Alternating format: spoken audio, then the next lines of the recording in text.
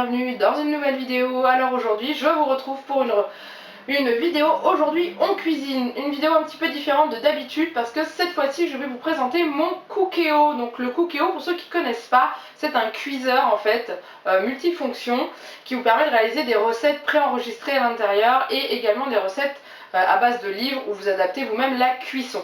Donc là c'est une toute première recette pour voir déjà si ça vous plaît, parce que je sais qu'on n'est pas nombreux à avoir ce genre d'appareil parce que ça coûte cher.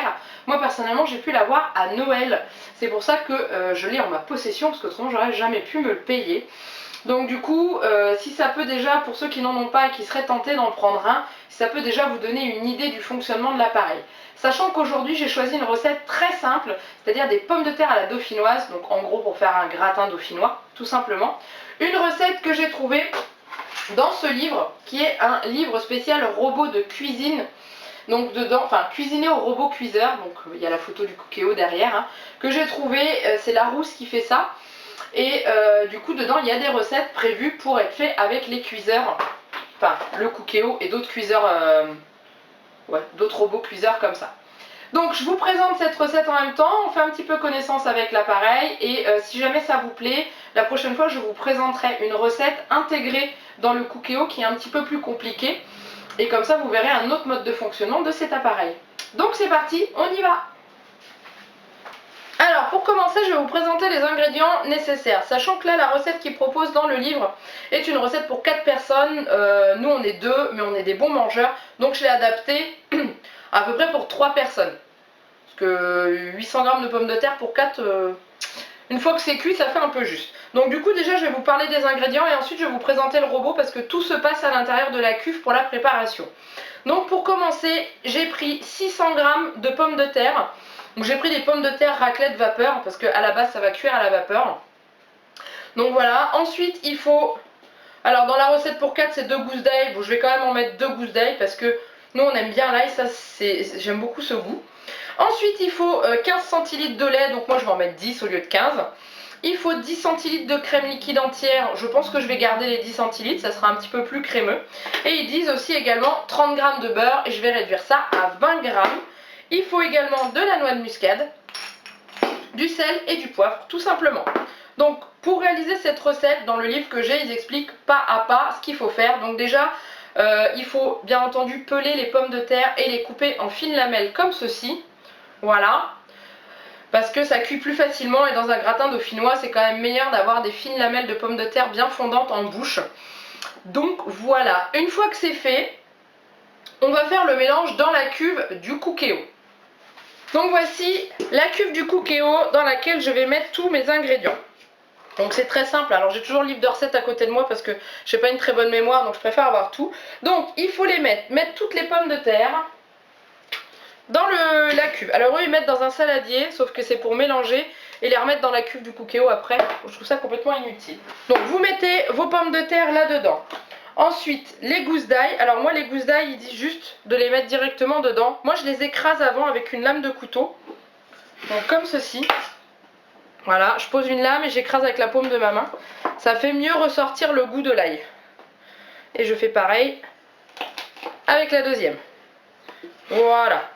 Ensuite, ils indiquent le lait et la crème. Donc, pour être sûr de ne pas faire d'erreur au niveau des quantités, je pose ma cuve sur ma balance que je mets en millilitres. Et donc, du coup, étant donné que je prends le lait, je vais mettre que 100 millilitres. Donc, je verse directement dans la cuve. Après, c'est pas non plus une recette pâtissière. Donc, si jamais vous dépassez un tout petit peu les doses, c'est pas grave, franchement. La crème, pareil, ils mettent 10 centilitres de crème. Je vais les mettre également. Hop.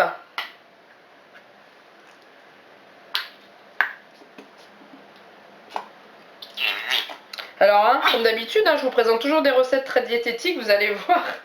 J'essaierai de vous en faire une un peu plus diététique la prochaine fois. Un peu plus... avec des légumes, autres que des pommes de terre. Ensuite, on sale à sa convenance. Alors il faut bien saler parce que les pommes de terre elles absorbent quand même beaucoup. Au pire vous ressalez après mais c'est mieux de saler avant la cuisson. Un peu de poivre pour ceux qui aiment. Moi personnellement le poivre c'est pas trop mon truc donc j'en mets très peu. Un petit peu de noix de muscade. Donc je l'ai en graines qu'il faut que je râpe avec ma petite râpe comme ça. Donc là la noix de muscade c'est pareil, si vous aimez pas vous n'êtes pas obligé d'en mettre. Moi j'aime bien le goût mais il faut savoir la doser. La prochaine fois je m'achèterai de la noix de muscade en poudre. Ça sera plus pratique à mettre. C'est bien, vous pouvez vous limer les ongles avec. Voilà. Hop. Donc ensuite on va mélanger tout ce qu'on a mis à l'intérieur. Histoire que les pommes de terre soient bien imprégnées de crème et de lait. Ça sent déjà bon. Juste la noix de muscade hein, qui parfume bien. Voilà. Et après, je vous retrouve en direct du Cookéo parce que tout se passe là-bas ensuite. Donc voilà la bête. Alors le Cookéo se présente comme ceci quand il est fermé. Vous avez une valve de fermeture au-dessus, je vous montrerai en détail après. Donc vous l'ouvrez. Il fait à la fois cuiseur comme je vais vous montrer aujourd'hui, mais il fait également cuiseur vapeur avec le panier vapeur qui est fourni avec, et là-dessus il est super intéressant parce que ça me permet de faire des purées en grande quantité pour Juliette. Mais ça au pire je vous referai une vidéo, je vous en parlerai plus tard. Donc là déjà on a mélangé nos pommes de terre avec la noix de muscade et la crème, on met dedans tout simplement. Ensuite on va rajouter un petit peu de beurre dessus. Alors eux ils disent peser et tout, bon le beurre hein, moi je le pèse pas. Donc je prends des petits bouts de beurre comme ceci et puis j'en répartis un petit peu au dessus. C'est pour que les patates soient bien moelleuses lors de la cuisson. Voilà. Alors nous on aime beaucoup le beurre hein, donc vous dosez. Après si vous voulez peser vous pouvez peser hein, bien sûr. Moi ça ne tient qu'à moi. Voilà. Alors maintenant on va passer à l'allumage de l'appareil, tout simplement. On appuie ici, donc moi il est branché constamment. On appuie ici pour l'allumer. Donc je vous ai zoomé un petit peu mieux pour que vous puissiez voir. Donc voilà, donc vous avez plusieurs choix dessus. Vous avez le choix de cuisson par ingrédient, le choix de cuisson par recette intégrée dans le Cookéo, le choix de cuisson manuel et les favoris que vous mettez, ensuite fermeture et les paramètres de l'appareil. Donc moi je vais suivre les indications qui sont sur mon livre, juste ici. Voilà, donc il est indiqué insérer la cuve dans l'appareil, sélectionner le mode manuel, donc voilà, j'appuie sur le OK au milieu.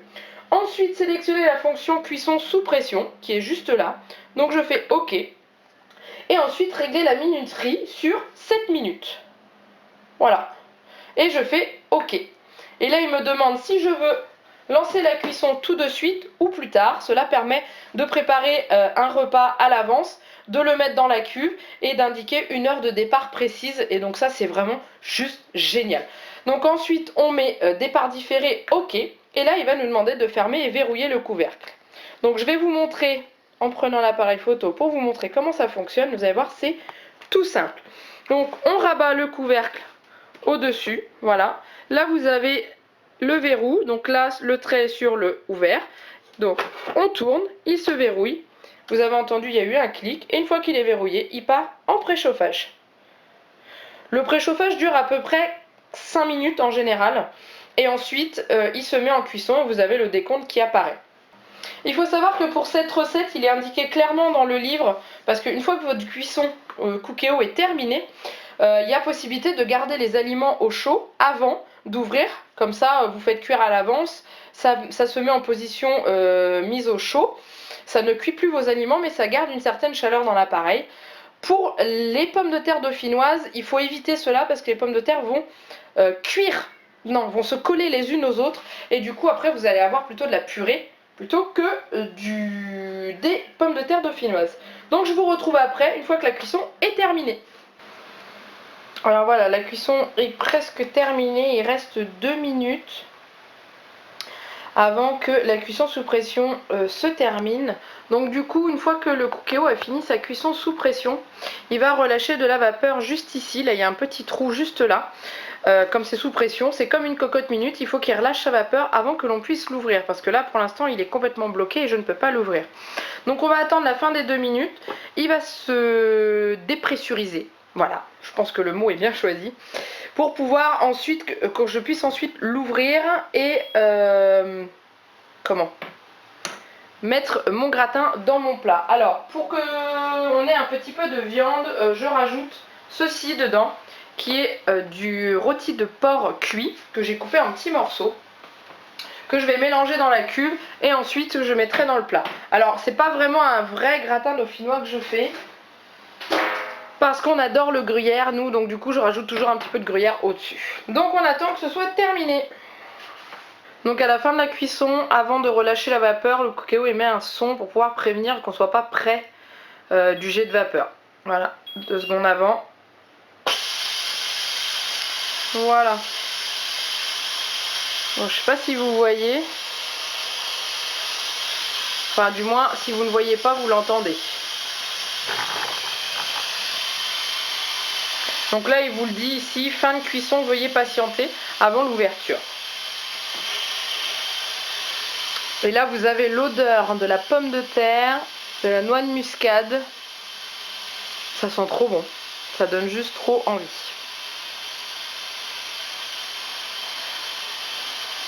Donc là, juste avant que je l'ouvre, je vais vous montrer le petit cadran où on voit la mise au chaud, le maintien au chaud. Hop, mais je vais pas le laisser moi. Donc vous voyez, vous avez le décompte, enfin le décompte. La barre qui vous dit qu'il faut patienter un petit peu. Voilà, maintien au chaud qui se met en décompte. Donc moi, je vais l'ouvrir tout de suite. Donc il y a juste à dévisser en haut. Voilà. Donc là en bas il me dit de vider le réservoir arrière, parce qu'en fait quand on ouvre il y a toute la condensation qui coule et à l'arrière il y a un petit réservoir pour récupérer l'eau, pour éviter que ça coule partout. Donc là on a une bonne cuisson. Alors ça, le seul truc qu'il faut que j'arrive à trouver en solution, c'est que ça n'accroche pas au fond. Mais ça sent bon, je peux vous dire. Donc ce que je vais faire avant de le transvaser, je vous montre à l'intérieur quand même, avant de le transvaser dans mon plat, je vais verser mon rôti de porc que j'ai déjà coupé. Voilà. Et je mélange. Voilà, donc c'est pas vraiment la vraie recette du gratin dauphinois, mais nous on l'aime bien comme ça. Voilà. Et ensuite, il n'y a plus qu'à transvaser dans le plat, tout simplement. Donc l'avantage c'est qu'il a 2 poignées qui ne prennent pas le chaud. Donc du coup, comme ça, ça vous évite de vous brûler. Donc il y a juste à vider. Hein.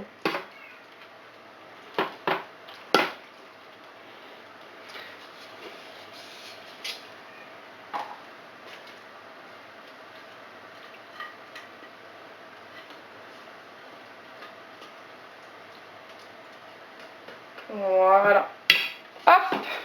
Alors normalement l'idéal c'est de le préparer juste avant de le faire gratiner au four. Mais moi j'ai toujours des choses à faire juste avant le repas, donc je le fais toujours à l'avance. Donc là vous voyez, il est prêt. J'ai plus qu'à mettre un petit peu de gruyère râpée. Oui je sais, ce n'est pas un gratin dauphinois. Je n'ai plus qu'à mettre du gruyère râpé dessus. Le faire gratiner une dizaine de minutes au four. Et on n'a plus qu'à déguster. Voilà. J'espère que cette vidéo spéciale Cookéo vous a plu. N'hésitez pas à me laisser les commentaires en dessous de la vidéo pour me dire ce que vous en avez pensé et si vous en voulez d'autres. Si vous avez des questions sur le Cookéo, n'hésitez pas. Si vous voulez une vidéo plus complète où je vous détaille chaque chose dessus, je peux la faire aussi également. Donc je prends tous vos commentaires et j'y répondrai avec grand plaisir. En attendant, il ne me reste plus qu'à vous faire plein de gros bisous et de vous dire à très bientôt pour une nouvelle vidéo. Bye bye!